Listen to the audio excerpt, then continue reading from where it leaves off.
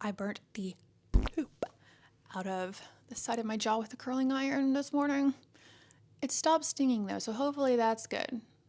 I shall see what it looks like when I take off my makeup though.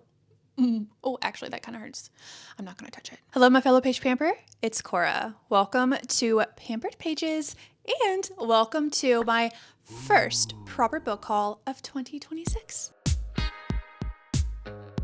Some of these titles may look a bit familiar, especially if you've been keeping up with my latest bookish ventures.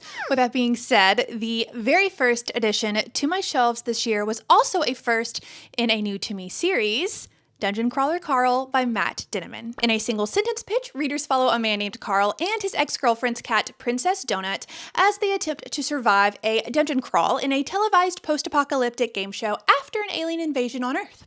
Cosmically chaotic. I know. So many elements initially drew me to this series. Before starting, I had spoken with a couple of booksellers, and they both mentioned that there is minimal world building, at least at the beginning, and that you are thrown straight into the action. My fellow page pamperer, they were not kidding. This lit RPG plot takes off immediately, and you discover this new realm right alongside Carl and Princess Donut in an action-packed satirical crawl into the unknown. DCC was an escape for me in the best kind of way. The writing was fast-paced, the dialogue quite humorous, live, laugh, love me the grand champion, breed winner, regional, national winner, Princess Donut, the Queen Anne Chonk, and the journey. Well, let's just say you never really know what's lurking behind the next Dungeness corner. Hello? Keeping with the trend, I very quickly picked up book 2 of the DCC series, Carl's Doomsday Scenario.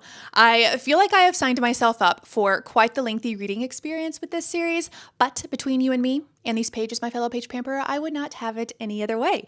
Now, I feel the need to mention, I honestly do not think I would have survived the beginnings of this new earthly world because your girl would have most definitely been caught snoozing with a jellycat firmly in my clutches. But I do like to pretend, like to fantasize that I would have effortlessly been kicking butt alongside my trusty animal companion. Fortunately, for the time being, Princess Donut and Carl have got that covered. Go, Kylie, go! Speaking of trusty animal companions, my shelves have also secured the title I Am Rebel by Ross Montgomery. Told from the perspective of a loyal farm dog named Rebel, this story follows his journey across a war-torn pseudo-Civil War Britain to save his beloved human Tom, who has joined a rebellion against the king. I Am Rebel is marketed as a heartwarming story that inspires hope against all odds.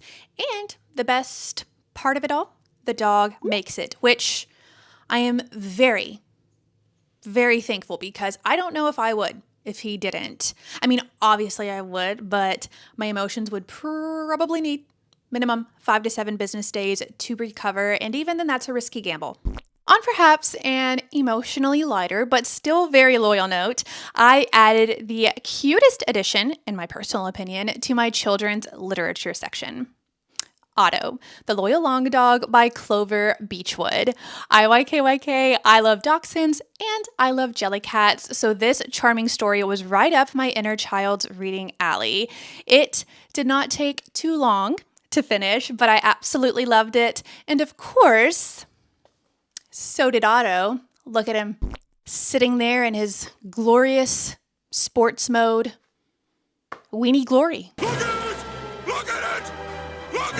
Finally, to end on yet another cutesy note, I have The Little Frog's Guide to Life. Several months ago, my sister gifted me with The Little Frog's Guide to Self-Care, which is a title I love keeping close by. That same sister gifted me with The Little Frog's Guide to Life, so now it shall rest right on top of its sweet little companion. Side quest. My sister also gifted me with The Little Frog's Guide to Self-Care card deck, and I have been absolutely loving when I remember, that is, setting out a new card to serve as a little positive reminder for my day. So, if you are my sister and you're watching, thank you, boo, for supplying me with a plethora of messages to fuel me for the foreseeable future. I'm a bad... TBH, I cannot personally think of a better way to kickstart my 2026 reading year than with stories about loyalty, courage, and a little daily encouragement. As always, thank you so much for watching. I hope each of you have a beautiful day, and I look forward to hopefully seeing you soonish.